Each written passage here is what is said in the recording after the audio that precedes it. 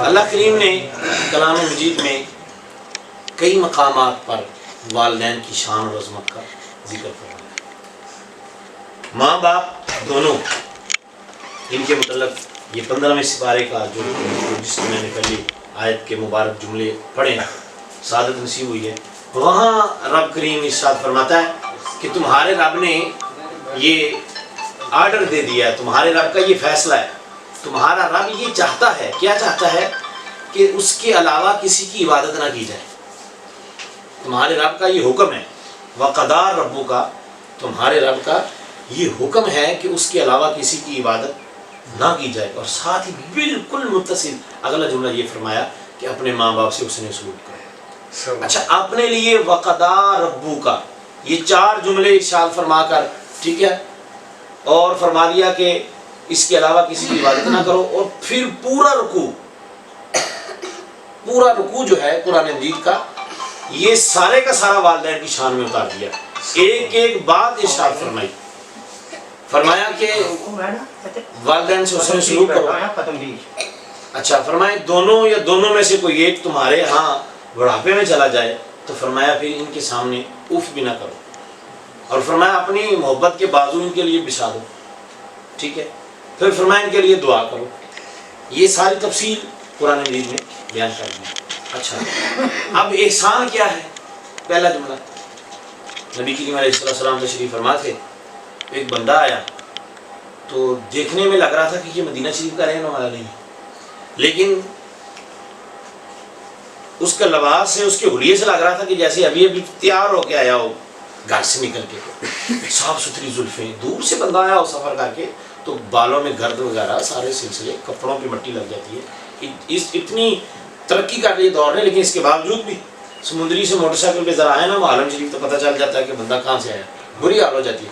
لیکن اس دور میں صحابہ کہتے ہیں رضی اللہ تعالیٰ عنہ کہ ہمیں لگے کہ یہ بندہ مدینہ شریف کا نہیں ہے، لیکن اس کی حالت سے لگے کہ جیسے ابھی کسی گھر سے نکل کر آیا۔ مدینہ شریف کا کوئی بندہ اس سے واقفیت نہیں رکھتا۔ خیر، آ کے وہ حضور کے سامنے بیٹھ گیا، جیسے اتحیات میں بیٹھا جاتا ہے، بالکل حضور کے قریب آ کے۔ پھر اس نے آ کے سوال کیے کہ احسان کیا ہے، ایمان کیا ہے، ٹھیک ہے، قیامت کب آئے گی، یہ ساری چیزیں۔ ان کے جانے کے بعد عرض کیا یا رسول اللہ یہ کون؟ فرمائی جبریل علیہ السلام، اور تمہیں دین سکھانے کے لیے آئے تھے۔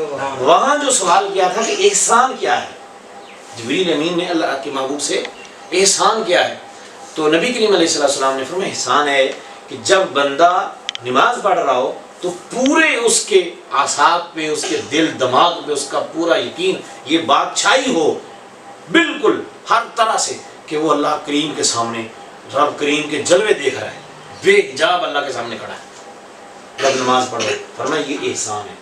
اور احسان کا دوسرا درجہ یہ ہے کہ اگر یہ نہ ہو سکے تو پھر یہ یقین کرے کہ میں مجرمانہ طور پہ اللہ کریم کی بارگاہ میں ادھر ادھر توجہ نہ، یہ احسان ہے، وہاں فرمایا گیا۔ پھر قرآن مجید میں اور بھی کئی جگہ پہ احسان کی تفسیر بیان کی گئی ہے۔ احسان کا مطلب کیا ہے؟ فرمایا احسان حل جزاء الاحسان الا الاحسان۔ تو فرمایا کہ اپنے ماں باپ سے احسان کرو، حسن سلوک کرو، ان کے سامنے اف نہ کہو۔ اب اف کا ترجمہ کرتے ہوئے امام فخر الدین رازی رحمۃ اللہ تعالی نے بڑی دلچسپ بات کی، کمال۔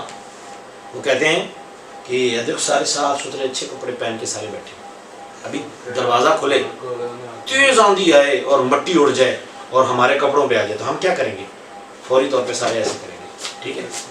یہ جو میری طرف دیکھیں آپ، یہ جو ایسے بازو پہ ہاتھ مارا نا، اس ریت اور گرد جو مٹی جو بازار سے اڑ کے آئی ہے ہمارے کپڑوں پہ، ٹھیک ہے۔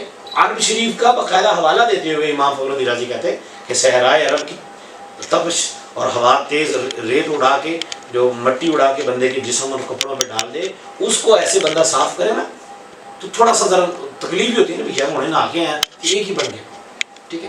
تو وہ جو بندے کے دماغ پہ تھوڑا سا تکلیف محسوس ہوتی ہے نا کہ یار ابھی، تو وہ تھوڑا سا ماتھے پہ بل بھی آتے ہیں، ٹھیک ہے، شکن بھی آتے ہیں، اور وہ بندہ ایسے کرتا ہے۔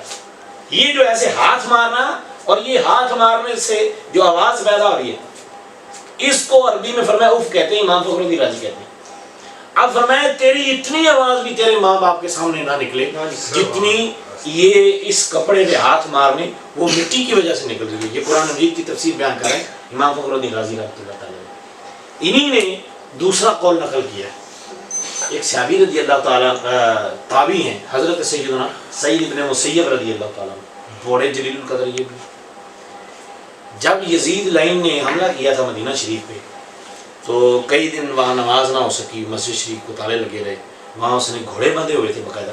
تو یہ وہاں موجود تھے حضرت سعید ابن مسیب. کہتے ہیں میں پاگل بن کے نا چھوٹی موٹی جعلی طور پہ, تو کہتے ہیں میں وہاں پلروں کے ساتھ دیواروں کے ساتھ ایسے لگا رہتا تو وہ مجھے کئی لوگوں کو انہوں نے شہید کر دیا, ہزاروں لوگوں کو قتل کیا, مدینہ شریف میں شہید کیا. کہتے ہیں مجھے کچھ نہیں کہا, تو سمجھتے یہ مجنون ہے. تو کہتے ہیں میں قبر انور کے قریب لیٹا رہتا. فرماتے ہیں پانچوں وقت سعید ابن مسیب رضی اللہ کہتے ہیں پانچوں وقت قبر انور سے اذان کی آواز بھی آتی رہی, جماعت کی آواز بھی آتی رہی.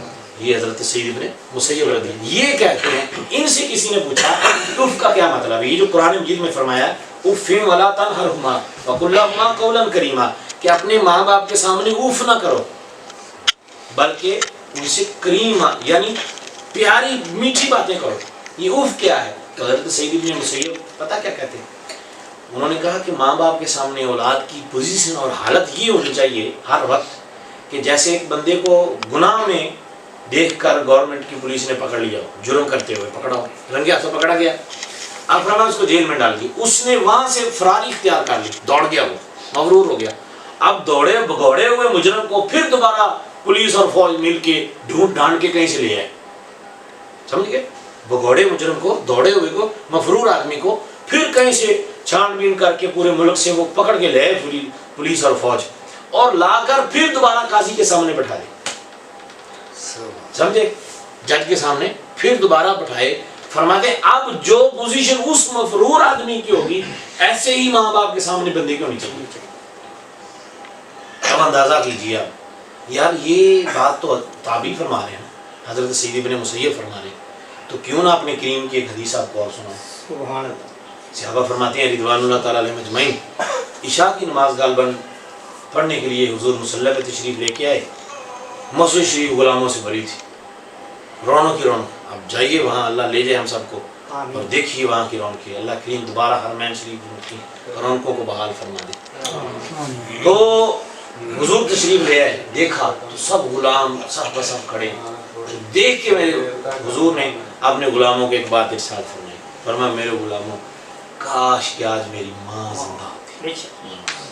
یہ دیکھیے کون, یہ تمنا ہے نا, یہ دل کی آرزو ہے نا. کئی چیزیں بندہ لوگوں سے شیئر نہیں کر سکتا, بتا نہیں سکتا, دل ہی دل میں لے جاتا ہے. اب کاش کا یہ جملہ ذرا دیکھیے, کاش. حضور فرماتے ہیں صلی اللہ علیہ وسلم, اب بتاؤ مجھے وہاں کس چیز کی کمی ہے. اکیلے تھے, پھر 4 ہوئے, 4 سے پھر 40 ہوئے, 40 سے پھر 70 ہوئے, 70 ہوئے مدینہ شریف ہجرت کر گئے. پھر معراج ہوئی, رب کا دیدار ہوا, جنت اور دوزخ کو ملاحظہ کیا, نبیوں کی امامت کا تاج سجایا گیا سارے انور پہ. کائنات کا نظام ان کے اشارہ ابرو پہ رقص کرتا ہے. اور دیکھیے ادھر دنیا کے سب سے زیادہ قابل ترین غلام ان کی غلامی میں آئے ہوئے ہیں. نبیوں کے بعد جو سب سے افضل انسان ہے وہ ان کا لعاب دہن اپنے ہاتھوں پہ لے کے اپنے منہ پہ. اتنا پروٹوکول کس کو ہے کائنات میں, بتاؤ کس کا اتنا احترام ہے. بخاری شریف کی وہ حدیث جو حضرت عروہ بن مسعود نے آ کر مکے والوں کو کہا تھا کہ میں نے کیسر اور کسرا کی بادشاہتیں دیکھی ہیں, اتنا ادب کرتا میں نے آج تک کسی کو کوئی بندہ نہیں دیکھا. ان کا احترام لوگ ان کی تلوار کے ڈر سے کرتے ہیں, ان کے حکم کی وجہ سے کرتے ہیں. لیکن ادھر تو کادو یقتتلون, کہتے ہیں ابھی جو وضو کر رہے تھے نا, تو وضو کا پانی لینے کے لیے ایسے لگا جیسے ایک دوسرے کو قتل کر دیں گے. لیکن کیا تھا, وہ پانی لیتے, ہاتھوں پہ ملتے, چہرے پہ ملتے, اور جس کو پانی نہیں ملتا وہ دوسرے کا ہاتھ لیتا, ہاتھ پہ ہاتھ ملتا اور اپنے چہرے. یہ پروٹوکول ہے, یہ اعزاز ہے حضور علیہ السلام کے غلام عرض کر رہے ہیں. اچھا تو کس چیز کی کمی ہے؟ اب پوری مسجد شریف بھری ہوئی ہے. یعنی اب وہ وقت آیا تھا, اب وہ موقع تھا کہ حضور علیہ السلام کے قلب اطہر پہ ارمان آیا کہ کاش اب میری والدہ محترمہ حیات ہوتی اور یہ میری ٹھاٹھ باٹھ, یہ میری شان و شوکت وہ دیکھتی. اب دیکھیں نا, ہمارے ایک رشتہ دار کی شادی ہوئی, بڑا امیر آدمی ہے, تو سب لوگ تیار ہو رہے تھے بارات کے لیے، میں بھی کھڑا تھا وہاں. تو میں نے دیکھا جب وہ مسجد سے نکلا نا نماز پڑھنے کے بعد، تو اس کی آنکھوں میں موٹے موٹے آنسو تھے. تو میں نے اس سے کہا خیر ہے کیا کر ہے؟ اس نے کہا صاحب کاش آج میری والدہ حیات ہوتی، آج اس خوشی کے موقع پہ میری ماں حیات ہوتی تو السلام علیکم. پھر یہ دیکھتی یہ میرے معاملات. تو اللہ کے محبوب صلی اللہ تعالیٰ علیہ وآلہ وسلم نماز پڑھانے کے لیے آئے. حضور نے فرمایا کاش آج ہماری والدہ محترمہ حیات ہوتی. یہ حضور علیہ الصلوۃ والسلام کی مبارک قلب اطہر کی تمنا ہے. اچھا پھر جب مکہ شریف حج کے لیے حضور تشریف لے گئے تو اللہ کریم سے عرض کیا. اب وہاں حضور علیہ الصلوۃ والسلام نے فرمایا پہلے میں نے تجھے قبرستان جانے سے منع کیا تھا، تم بھی جاؤ، کیونکہ میں نے اپنی والدہ کی قبر پہ جانے کے لیے اللہ سے اجازت مانگی تو اللہ نے مجھے اجازت دے دی. ٹھیک ہے. اور بے شمار آپ دیکھیے نماز سے بڑی کون سی عبادت ہے. یہ جو حدیث بیان کر رہا ہوں اس کا اصل متن یہ ہے.